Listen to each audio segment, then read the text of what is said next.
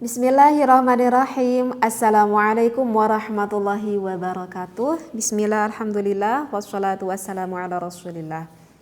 Para jamaah al-asran, masih seputar fikih ya yang sering saya bahas, dan insya Allah sih saya pengennya ngebahas banyak sekali fikih di dalam peribadahan kita sehari-hari.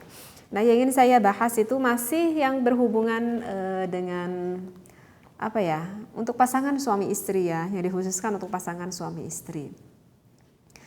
Permasalahannya kali ini itu adalah gimana nih Teh, kalau misalkan gitu ya, pernah gak ada yang mengalami misalkan kita itu udah melakukan berhubungan gitu ya antara pasangan suami istri, terus kemudian kita itu mandi besar.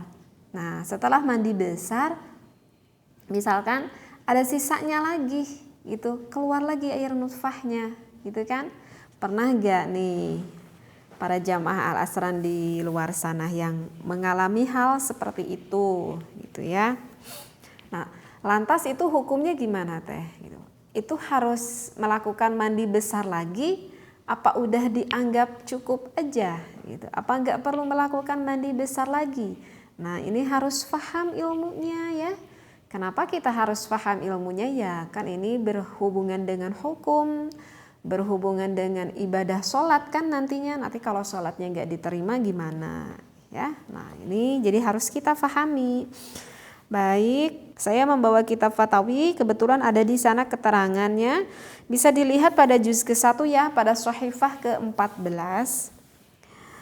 Bismillahirrahmanirrahim. Lawi ghtasala. Nah, misalkan ada seseorang yang sudah melakukan mandi besar minal janabati, dikarenakan sudah melakukan nih pasangan suami istri tersebut qabla ayyabula. Nah, ini harus diperhatikan ya, karena nanti ada dua pembahasan yang berbeda. Jadi harus konsentrasi dari pertama. Qabla ayyabula, tetapi setelah dia udah melakukan mandi besarnya itu sebelum yaitu mengeluarkan pipisnya atau sebelum kencing deh gitu ya. Au yanama, ataupun sebelum ia tidur. Wasalla, setelah itu orang ini kemudian sholat. Summa kharaja baqiyatal mani, setelah itu kemudian keluar lagi nih sisa air nutfah itu. Fa'alaihi, maka wajib untuk orang tersebut ayyaghtasila, untuk melakukan mandi besar. Indahuma, ini yang dikatakan oleh mazhab Imam Syafi'i dan juga Imam Hanafi. Saya bacakan aja dulu referensinya ya, insya Allah nanti saya terangkan. Khilafan li Abi Yusuf rahimahullahu ta'ala. Nah, ini kalau yang dikatakan oleh Imam Abi Yusuf, walakin tetapinya la yu'idu tilkas sholati, kita tuh nggak perlu mengulanginya lagi sholat. Fi qaulihim jami'an, ini di dalam ucapan ya para ulama seluruhnya.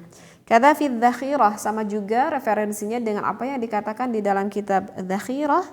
Walau kharaja ba'da ma bala au nama au masya, misalkan keluarnya itu setelah dia pipis ataupun setelah dia tidur ataupun setelah au masya, setelah ia berjalan, la yajibu alaihil ghuslu. Nah, maka untuk orang tersebut enggak perlu melakukan lagi mandi besar. Ittifaqan, ini udah sepakat ya, kadza fit tabyin, dan juga ada di dalam kitab tabyin. Baik. Ini takut yang saya bacakan referensinya agak kurang paham nih Teh. Oke, saya contohkan ya. Jadi di dalam referensi itu barusan dikatakan gini nih permasalahannya. Misalkan ya, ada pasangan suami istri. Ini untuk contoh yang pertama dulu ya. Contoh yang pertama ini saya contohkan kepada seorang perempuan deh gitu ya. Nah, ada pasangan suami istri yang melakukan hubungan biologis. Saya contohkannya siang hari. Melakukan hubungannya pada siang hari. Nah, setelah itu kemudian mandi besar nih ya istrinya tersebut. Misalkan istrinya itu pegawai pabrik deh misalkan gitu ya, mau berangkat kerja gitu ya. Misalkan mau berangkat kerja sekitar jam 12:30 deh mungkin masuknya gitu ya. Nah, ketika mau siap-siap nih sekitar jam 11:30 siang, misalkan suaminya ngajak gitu ya sama istrinya. Ya akhirnya melakukan deh hubungan karena diajak sama suaminya. Nah, beres-beres itu sekitar jam 12 misalkan. Aduh, kata istrinya, aku tuh harus cepet-cepet segera mandi karena aku takut kesiangan, aku mau masuk kerja misalkan. Nah, sehingga udah beres melakukan mandi besar, udah beres melakukan hubungan suami istri, langsung aja istrinya itu mandi besar. Misalkan sampai nggak pipis dulu, ya, nggak pipis dulu gitu, langsung aja mandi besar. Bahkan ya nggak sempet tidur, gimana mau sempet tidur kan mau berangkat kerja. Nah udah beres mandi besar, kemudian sholat tuh istrinya itu sholat zuhur. Lantas udah beres sholat zuhur gitu ya, mau siap-siap berangkat, kok ini kayak ada yang basah gitu ya di celananya misalkan. Nah lantas dibuka loh oleh istrinya gitu celananya itu. Aduh kok ini mah bukan keputihan deh, ini mah agak banyak, ini mah keluar lagi air mani ataupun air nutfah ini mah. Nah itu sebetulnya istri tersebut wajib mandi lagi enggak sih? Nah itu tuh pertanyaan yang pertama. Maka di sini dikatakan kalau kasusnya seperti itu, orang tersebut enggak mandi besarnya, enggak sempat pipis atau enggak sempat tidur dulu gitu ya. Maka di sini dikatakan wajib untuk orang tersebut harus melakukan mandi besarnya lagi. Jadi harus diulangi lagi mandi besarnya? Iya, harus diulangi lagi mandi besarnya seperti itu. Aduh, barusan aku kan udah sholat zuhur. Kalau begitu sholat zuhurnya aku harus diulangi lagi dong. Maka ini yang dikatakan oleh Abi Yusuf rahimahullah dan juga para ulama-ulama lain mengatakan tetapi untuk sholatnya yang udah barusan ia lakukan tersebut tidak perlu diulangi. Jadi sholatnya udah dianggap cukup, ya udah dianggap cukup aja.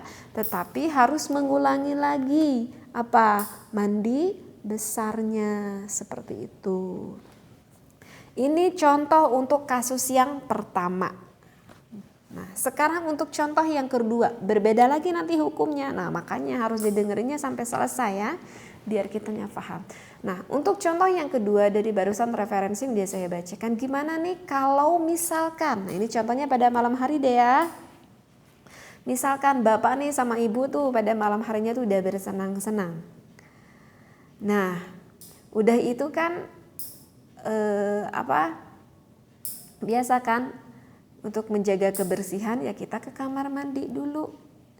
Dan bahkan disunnahkan, ini hukumnya ya, bahkan disunnahkan, nanti saya baca referensinya deh. Dan bahkan disunnahkan kalau kita sesudah melakukan berhubungan antara suami dan juga istri itu disunnahkan harus pipis, harus kencing. Kenapa disunnahkan? Karena kalau saya lihat referensi di dalam kitab I'anatul Talibin, di sini dikatakan ya, ay wasunna, disunnahkan ayyabula, kita itu untuk kencing dulu. Wa qaluhu, dan juga ucapan musannif qabla ayyaghtasila, sebelum kita melakukan mandi besar. Muta'allaqun, dihubungkan biyabula kepada kencing tersebut. Liyakhruja ma baqiya ay minal mani, supaya apa? Supaya air kencing itu bisa mengeluarkan sisa air mani kita. Nah, jadi sunnah di dalam kitab I'anah dikatakan kalau suami istri udah melakukan berhubungan biologis itu jangan langsung tidur. Jaga dulu kesehatan, jaga dulu kebersihan.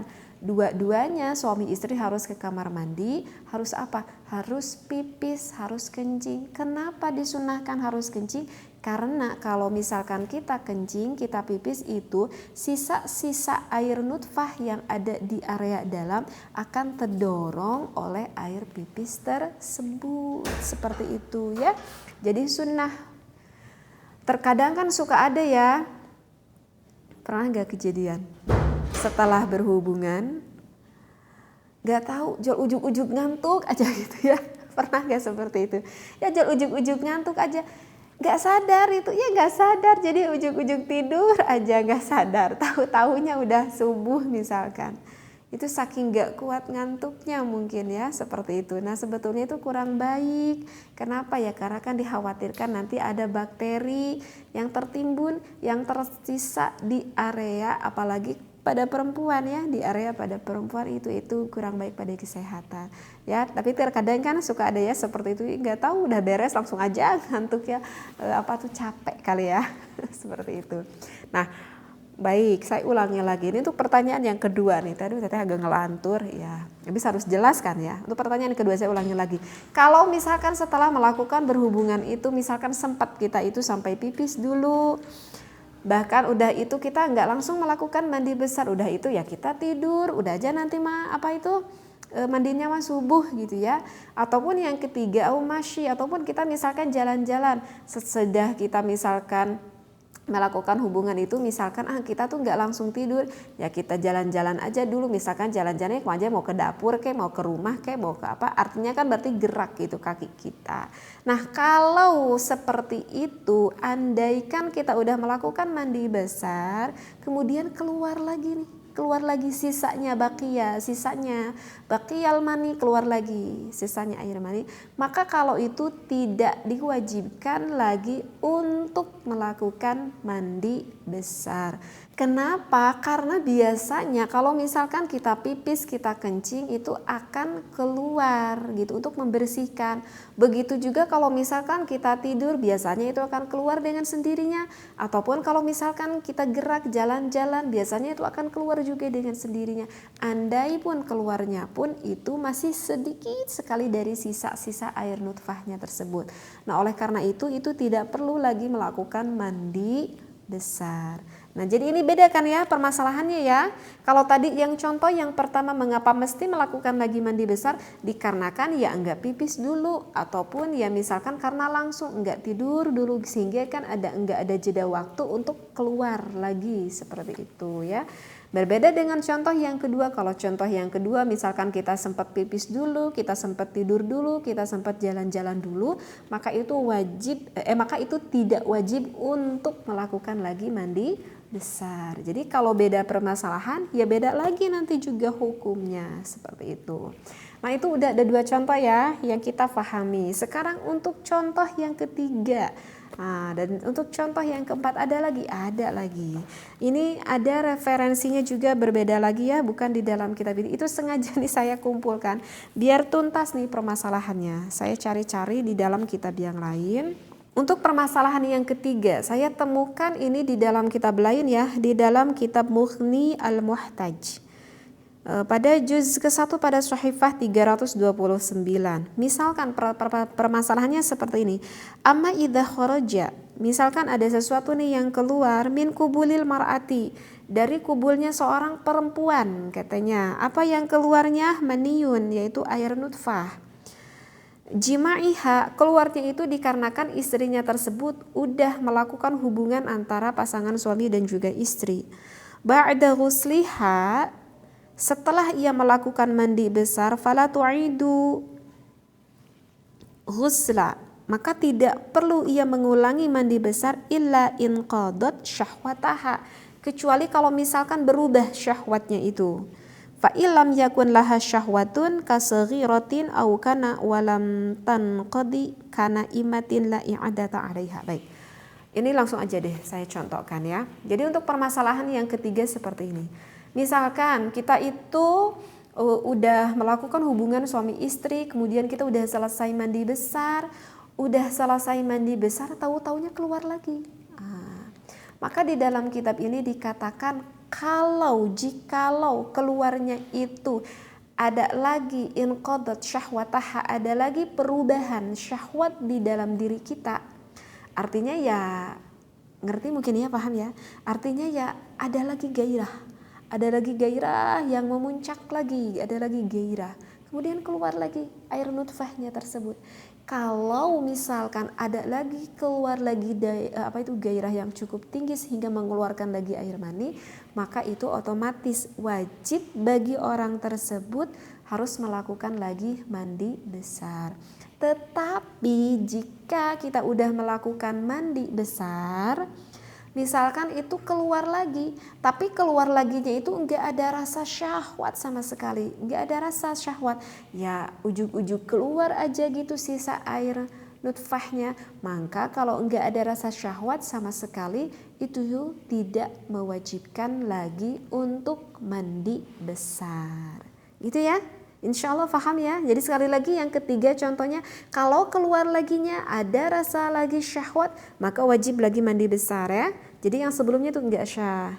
Dan kalau misalkan keluarnya lagi tidak ada rasa syahwat sama sekali, maka itu tidak mewajibkan untuk mandi besar, gitu ya. Jadi di dalam pembahasan ini, kalau ada pertanyaan, Teh, gimana kalau misalkan udah mandi besar, keluar lagi air nutfahnya, itu wajib mandi atau tidak? Nah, maka jawabannya itu ada 4 jawaban karena setiap keluar itu berbeda kasusnya. Insya Allah ya bisa difahami ya satu persatu contohnya. Mudah-mudahan apa yang saya sampaikan ini, dan ini memang wajib loh, terutama bagi pasangan suami istri harus mengetahui tentang fikih keibadahan kita sehari-hari agar apa? Agar nanti ibadah kita wabil khusus sholat kitanya itu syah, diterima oleh Allah Subhanahu wa ta'ala. Wallahu a'lam wabillahi taufiq wal hidayah. Wassalamualaikum warahmatullahi wabarakatuh.